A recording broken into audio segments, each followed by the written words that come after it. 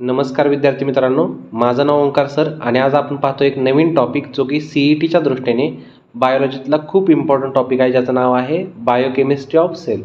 तर स्टार्टिंगला आपण समजून घेऊया बायोकेमिस्ट्री म्हणजे काय आणि सेल म्हणजे काय. तर सगळ्यांना माहिती आहे बायोकेमिस्ट्री म्हणजेच लिव्हिंग ऑर्गॅनिझम, केमिस्ट्री म्हणजे केमिकल इंटरॅक्शन आणि cell it is the basic structural functional and fundamental unit of life. म्हणजेच काय की सेलमधली जी आपल्याला केमिकल इंटरॅक्शन पाहिजे आहे त्याच मग ह्या टॉपिकचं नाव आहे बायोकेमिस्ट्री ऑफ सेल. तर त्यामध्ये पाहूया आपण पहिला पॉईंट जो आहे क्लासिकल थिंकिंगचा. त्यामध्ये पहा, plant possesses chlorophyll containing cells in their leaf which are specialised to perform photosynthesis to obtain food in the form of glucose.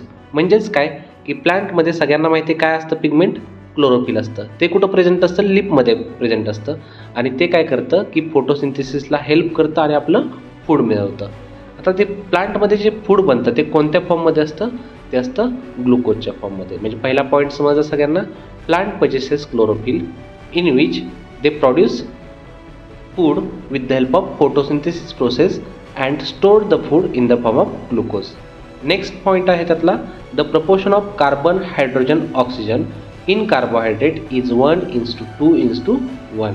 म्हणजेच आपल्याला माहिती आहे की कार्बोहायड्रेट जे आहे त्यामधला जो कार्बन हायड्रोजन ऑक्सिजनचा जो रेशिओ आहे तो किती असतो, 1:2:1. म्हणजे कार्बन असतं 1 रेशिओमध्ये, हायड्रोजन असतो 2 रेशिओमध्ये आणि ऑक्सिजन असतो 1 रेशिओमध्ये. त्यानंतर नेक्स्ट आहे तो आहे, ह्या ठिकाणी 2 नावं दिलेली आहेत बघा कार्बोहायड्रेटची.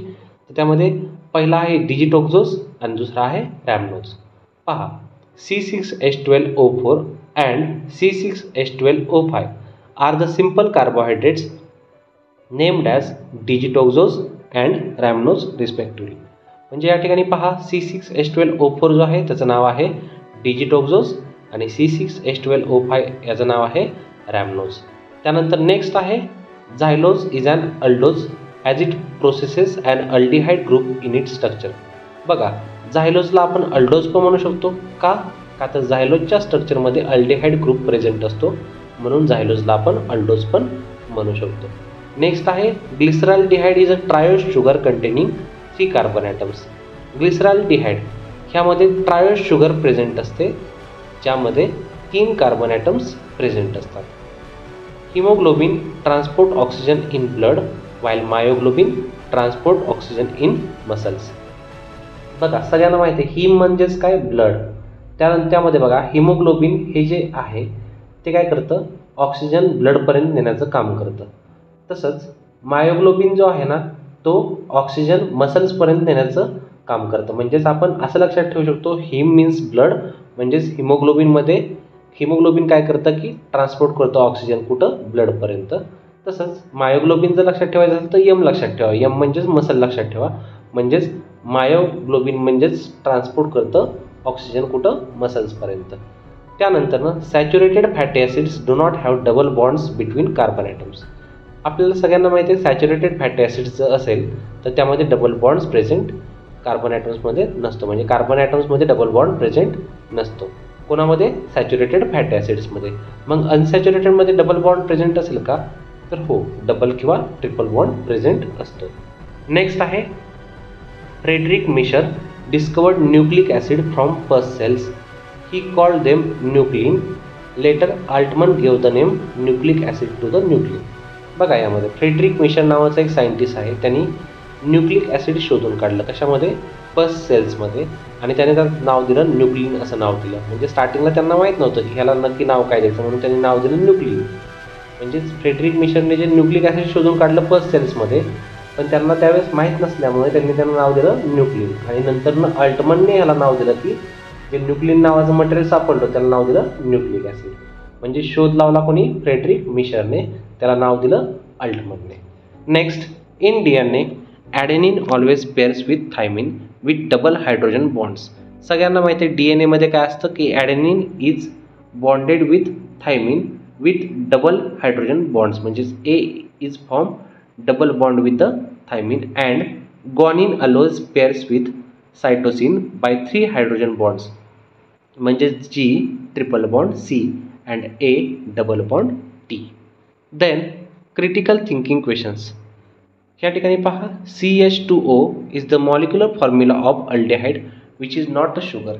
या ठिकाणी पहा CH2O हा जो मॉलिक्युलर फॉर्म्युला आहे त्याला आपण फॉर्मल्डिहाइड म्हणतो, जे की शुगर नाही आहे. बघा CH2O काय आहे आपला फॉर्मल्डिहाइड आहे, तो शुगर नाही आहे.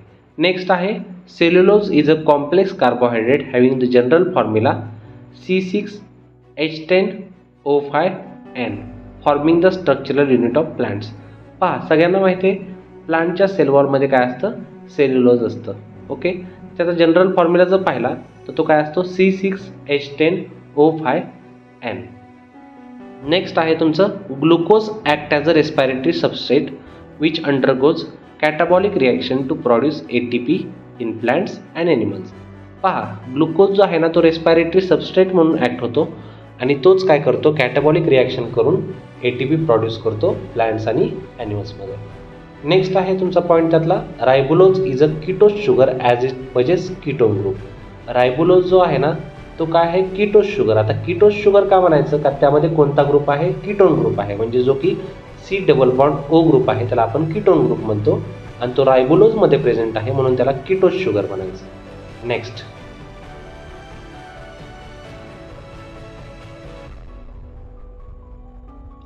रायबोज and deoxyribose are the pentose sugar present in the RNA and DNA respectively. सगळ्यांना माहिती नावाचं आहे RNA म्हणजेच काय रायबोन्यूक्लिक ॲसिड आणि DNA म्हणजे डीऑक्झिरायबोज न्यूक्लिक ॲसिड. म्हणजेच RNA काय आहे रायबोज शुगर प्रेझेंट असते त्यामध्ये जे की पेंटोज शुगर आहे आणि DNA मध्ये डीऑक्झिरायबोज शुगर असते ती पण कशी आहे पेंटोज शुगर आहे. त्यानंतर पहा the two monosaccharides are joined together by covalent bond called as a glycosidic bond to form डायसॅक्राइड.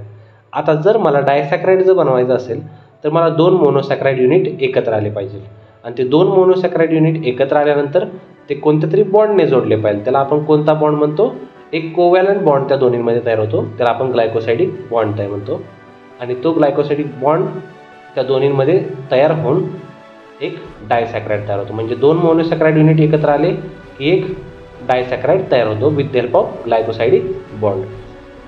Next disaccharides are formed by monosaccharide units by the process of condensation in which one water molecule is released. बघा disaccharide जे आहे ना ते कसं तयार होतं की मोनोसॅक्राइड unit एकत्र येतात आणि त्याच्यापासून काय बनतं डायसॅक्राइड बनतं आणि त्यातून एक वॉटर मॉलिक्युल काय होतो रिलीज होतो. नेक्स्ट आहे तुमचं लॅक्टोज. लॅक्टोज कशापासून बनलेलं आहे glucose plus galactose gives rise to lactose. त्यानंतर सुक्रोज कशापासून बनलेला आहे glucose plus fructose gives rise to sucrose. Glucose fructose galactose and mannose have the same molecular formula but different configuration hence they are called as a isomers of each other. म्हणजेच काय बघा glucose आहे fructose आहे गॅलॅक्टोज आहे आणि मॅनोज आहे, ह्या सगळ्यांचा मॉलिक्युलर फॉर्म्युला सेम आहे पण स्ट्रक्चर कसं आहे वेगवेगळं आहे म्हणून त्याला काय म्हणायचं एकमेकांचे आयसोमर्स म्हणायचं. Keratin refers to a family of fibrous structural proteins. केराटिनला काय म्हणलं जातं फायबरस स्ट्रक्चरल प्रोटीन्सची फॅमिली म्हणलं जातं. म्हणजेच काय keratin is the key structural material making up the outer layer of the human skin. Human स्किनमध्ये आउटर लेअर जो आहे ना त्यामध्ये स्ट्रक्चर फॉर्मेशन करण्याचं काम कोण करतं केराटिन नावाचं मटेरियल करतं. It is also the key structural component of the hair and nails. म्हणजे आपली केस असतील किंवा आपली नखं असतील ती कशापासून बनतात तर केराटिनपासून बनतात. Next animal fats content saturated fatty acids which remains solid at room temperature. Animal fat जे आहे ना ते सॅच्युरेटेड फॅटी ॲसिड आहे आणि ते सॉलिड राहतं कधी रूम टेम्परेचरला. म्हणजे रूम टेम्परेचरला तुम्ही ॲनिमल फॅट ठेवलं तर ते कसं राहतं सॉलिड फॉर्ममध्ये राहतं. Plant fats contain unsaturated fatty acids hence liquid at room temperature.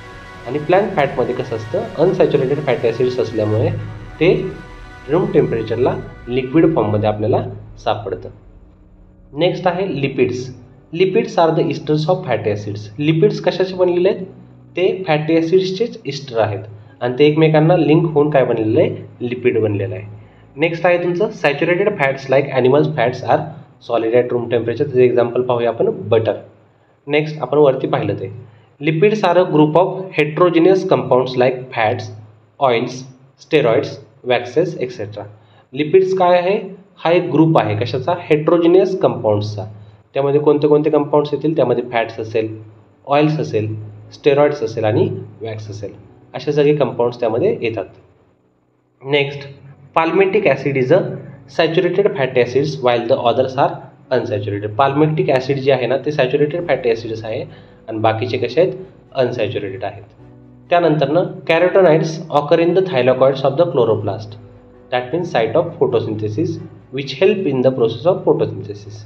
कॅरोटेनॉइड्स कुठं प्रेझेंट असतं, तर ते थायलॉकॉइड्स जे असतात क्लोरोप्लास्टचे त्यामध्ये प्रेझेंट असतं आणि ते फोटोसिंथेसिसला हेल्प करतं. Next, in DNA and RNA the sugar present is deoxyribose and ribose respectively.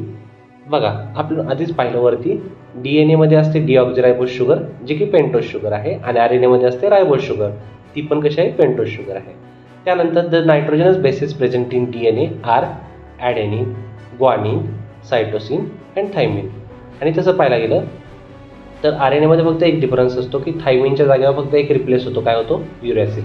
म्हणजे DNA मध्ये असतं ॲडेनिन, ग्वानिन, सायटोसिन, थायमिन आणि RNA मध्ये असतं ॲडेनिन, ग्वानिन, सायटोसिन आणि युरॅसिल. चला नेक्स्ट पेज. ह्यामध्ये पहा, enzyme phosphatase will remove phosphate group. Enzyme phosphatase जे असतं ते काय करतं, फॉस्फेट ग्रुप रिमूव्ह करायचं काम करतं. म्हणजे बघा नावातूनच एन्झाईमचं फंक्शन जे असतं ना त्याच्या नावातच असतं बघा. कधी पण फॉस्फेटेज काय करतं, फॉस्फेट ग्रुप रिमूव्ह करतं. त्यानंतर न्यूक्लिओटाइड्स without phosphate group R nucleosides. बघा फॉस्फेटेज एन्झाईममुळे फॉस्फेट ग्रुप जो निघून गेला आहे कशावरून, न्यूक्लिओटाइडवरून, त्याला आता नाव दिलं जातं न्यूक्लिओसाइड. म्हणजेच न्यूक्लिओसाइड म्हणजेच काय असेल की शुगर प्लस नायट्रोजनस बेस आणि न्यूक्लिओटाइड म्हणजेच काय असेल, sugar plus nitrogenous base plus phosphate group. त्यानंतर पहा, in RNA uracil is present as a pyrimidine base instead of thymine. RNA मध्ये जर पाहायला गेलं तर पिरिमिडिन बेस जो आहे कोणता, जो पहिला DNA मध्ये थायमिन होता त्याच्याऐवजी रिप्लेस होऊन काय येणार आहे यामध्ये, युरॅसिल. म्हणजे RNA मध्ये काय प्रेझेंट असतो, uracil instead of thymine. Then rRNA forms about 80% of the total cell RNA. बघा rRNA जो आहे ना तो काय करतो, जवळपास 80% म्हणजे 80% काय करतो, टोटल सेलचा RNA बनवत असतो. mRNA forms 5% of the total cell RNA. म्हणजे mRNA 5% असतो कशामध्ये, टोटल RNA मध्ये. आणि the most active RNA during translation is tRNA because during translation process tRNA carries activated amino acids to ribosomes and helps in the elongation of polypeptide. आपण हे ट्रान्सलोकेशनच्या प्रोसेसमध्ये पाहिलेलं आहे. 10th स्टँडर्डमध्ये फर्स्ट टॉपिक आहे हेरिडिटी अँड इव्हॉल्युशन, त्या टॉपिकमध्ये ह्या गोष्टी सगळ्या डिटेल्समध्ये आहेत. म्हणजेच काय की जो RNA जो आहे त्यामधला स्पेशली tRNA जो आहे तो ट्रान्सलेशन प्रोसेसमध्ये येतो आणि तो tRNA काय करतो, ॲक्टिवेटेड अमिनो ॲसिड्सला रायबोझोम्सपर्यंत आणि त्याला इलॉंगेशन करण्याचं काम करतो. नेक्स्ट आहे, maximum amount of RNA is rRNA forming 80% of the total cellular RNA. बघा rRNA जो आहे ना तो total 80% of the cellular RNA बनवत असतो and it is associated with the ribosomes. म्हणून त्याला म्हटलं जातं रायबोझोमल RNA, कारण त्या RNA सोबत काय असतात, ribosomes. Nucleosides are named as the adenosine, guanosine, thymidine, cytidine and uridine. न्यूक्लिओसाइडला असे नाव आहेत, ॲडिनोसिन, ग्वानोसिन, थायमिडिन, सायटिडिन आणि uridine. Nucleotides are named as adenosine monophosphate or adenylic acid. त्यानंतरनं guanosine monophosphate or guanylic acid. त्यानंतरनं cytosine monophosphate or cytidylic acid आणि thymidine monophosphate or thymidylic acid and uridine monophosphate or uridylic acid. अशा पद्धतीने त्याला ते नावं दिले जातात. In DNA we know purines is equal to pyrimidines, hence purines form 50% of the total DNA. म्हणजेच DNA मध्ये purines is equal to pyrimidines हे आपल्याला माहिती आहे. म्हणजेच purines जर 50% टोटल DNA बनवत असतील तर purines आर ॲडेनोसिन अँड ग्वानिन. म्हणजेच ॲडेनोसिन प्लस ग्वानिनचा रेशो किती मिळेल आपल्याला, 50% मिळेल. म्हणजे दोन्ही A plus G is equal to 50% मिळेल. जर A इज इक्वल टू 22% असेल तर ग्वानिन किती मिळेल, तर काय करावं लागेल आपल्याला, 50मधून 22 मायनस करावं लागेल, ते असेल आपलं ग्वानिनचं percentage. Next, chemically cytosine, thymine and uracil are pyrimidines while adenine is a purine. पहा केमिकली जर पाहायला गेलं सायटोसिन, थायमिन आणि युरॅसिल जे आहे ते पिरिमिडिन्स आहेत आणि ॲडेनिन काय आहे, प्युरिन आहे. Next adenine, thymine and cytosine are present in DNA. Adenine, thymine आणि सायटोसिन कुठं प्रेझेंट असतात, DNA मध्ये, while uracil is present in RNA. आपण स्टार्टिंगपासून वरती पाहिलं बरंचसं. लायजेस, these enzymes catalyze the breakdown of specific covalent bonds and removal of groups without hydrolysis. लायजेस जे enzyme आहे ते काय करतं, ब्रेकडाऊन करतं कोवॅलंट बॉन्ड्सचं आणि जो काही त्यातला ग्रुप असेल तो काय करतं विदाउट हायड्रोलिसिसचं बाहेर काढतं. आता कोणतं एक्झाम्पल आहे जे लायजेसमध्ये येतील, त्यामध्ये आहे फ्युमारेज आणि कार्बॉक्सिलेजेस. त्यामध्ये तुम्ही असं लक्षात ठेवू शकता FC म्हणजेच काय, फ्युमारेजेस आणि कार्बॉक्सिलेजेस. FC रोड लक्षात ठेवा, तुम्हाला लक्षात राहील सगळं. नेक्स्ट कॉम्पिटिटिव्ह थिंकिंग, त्यामध्ये पहा simple sugars are monosaccharides. These are the simplest carbohydrates and are building units of the complex carbohydrates. Simple carbohydrates हे कसे असतात, मोनोसॅक्राइडचे बनलेले असतात. त्यामध्ये these are the simple carbohydrates म्हणजे काय, सिम्पल कार्बोहायड्रेट्स आहेत आणि त्यामध्ये काय आहेत, हेच आहेत. ह्याच्यापासूनच पुढे जाऊन काय बनणार आहे की कॉम्प्लेक्स कार्बोहायड्रेट बनणार आहे. म्हणजे simple carbohydrates are united together to form the complex carbohydrate that is starch आणि cellulose. Next sucrose is the common cane or table sugar which is composed of D glucose and fructose attached together by the aldehyde and ketone carbon. बघा sucrose जो आहे ना तो काय आहे, common केन किंवा table sugar आपण त्याला म्हणतो आणि ते कशाचं बनलेलं आहे, D-ग्लुकोज म्हणजेच काय, डेक्स्ट्रो रोटेटरी ग्लुकोज आणि फ्रुक्टोज एकमेकांना अटॅच होऊन ते बनलेलं आहे. आणि ते अटॅच कसे होतात, एकतर अल्डिहाइड ग्रुपने किंवा कीटोन ग्रुपने, आणि ह्याच्यापासून मिळून काय बनणार आहे, आपलं सुक्रोज बनणार आहे, ज्याला आपण नाव देतो common cane or table sugar. Next पाहूया आपण यामध्ये disaccharides are composed of 2 units of monosaccharides. म्हणजेच काय, डायसॅक्राइड आपण वरती येऊन पाहिलं की कशाचं बनलेलं आहे, 2 मोनोसॅक्राइड युनिट एकत्र येतात आणि काय बनतं त्यापासून डायसॅक्राइड. मग त्याचं एक्झाम्पल कोणतं असेल तर ते आहे सुक्रोज, माल्टोज आणि lactose.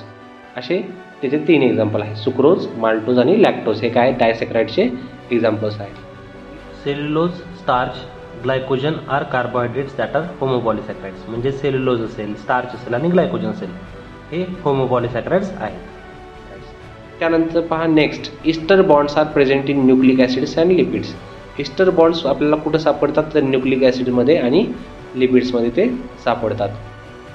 Wien protein adjoins with the carbohydrates is known as the glycoprotein which is a conjugated protein. बघा ज्यावेळेस प्रोटीन जो आहे तो कुठं जॉईन होतो, कार्बोहायड्रेटला, तर त्याला आपण म्हणतो ग्लायकोप्रोटीन्स. म्हणजे प्रोटीन कार्बोहायड्रेटला जॉईन झाला त्याला आपण काय म्हणतो, ग्लायकोप्रोटीन. आणि ते एक प्रकारचं काय आहे, कॉन्ज्युगेटेड प्रोटीन आहे. When the FMN that means when the non proteinaceous prosthetic group or FMN or FAD the protein is flavoprotein which is a type of conjugated protein. बघा ज्यावेळेस एखादा नॉन प्रोटीनेशियस प्रोस्टेटिक ग्रुप असतो, कोणता एफएमएन असेल किंवा FAD असेल, त्याला आपण म्हणतो फ्लॅवोप्रोटीन आणि तो कशाचा टाईप आहे, कॉन्ज्युगेटेड प्रोटीनचा type. Typical fat molecule is triglyceride found by esterification of 1 glycerol and 3 fatty acids molecules. बघा आता टिपिकल फॅट मॉलिक्यूल जो आहे ना तो कशाचा बनलेला आहे, ट्रायग्लिसराइडचा बनलेला आहे. म्हणजेच जो की esterification of 1 glycerol molecules and 3 fatty acid मॉलिक्युल्सचा एकत्र येऊन ते बनलेलं आहे. Next triglycerides called typical fat that consist of 3 fatty acids molecules attach to the glycerol. वरती जे सांगितलं तेच सेम खाली आहे. मग ट्रायग्लिसराइड कशाचं बनलेलं आहे, हे फॅटी ॲसिड मॉलिक्युल्स त्याला ग्लिसरॉल अटॅच झाला की काय बनतं, ट्रायग्लिसराइड्स बनतं. त्यानंतरनं phosphodiester bond is present between the 2 nucleotides of a nucleic acid. Phosphodiester bond जो आहे ना तो न्यूक्लिओटाइड्स जे आहेत न्यूक्लिक ॲसिडचे त्यामधला जो बॉन्ड असतो त्याला नाव दिलेलं आहे, त्याचं नाव आहे फॉस्फोडायस्टर बॉन्ड. म्हणजे न्यूक्लिओटाइड्समधले जे न्यूक्लिक ॲसिड आहेत ते एकमेकांना अटॅच होतात. कशाने अटॅच होतात तर फॉस्फोडायस्टर बॉन्डला. तर अशा पद्धतीने विद्यार्थी मित्रांनो आपण या ठिकाणी आपला बायोकेमिस्ट्री ऑफ सेल हा टॉपिक CETच्या दृष्टीने जे काय इम्पॉर्टंट पॉईंट होते यामधले आपण संपवलेले आहेत. आपल्याला जर हा व्हिडिओ आवडला असेल तर नक्की लाईक करा, शेअर करा आणि सबस्क्राईब करा, जेणेकरून जे CET देणार आहेत त्यांच्यासाठी हा व्हिडिओ हेल्पफुल ठरेल.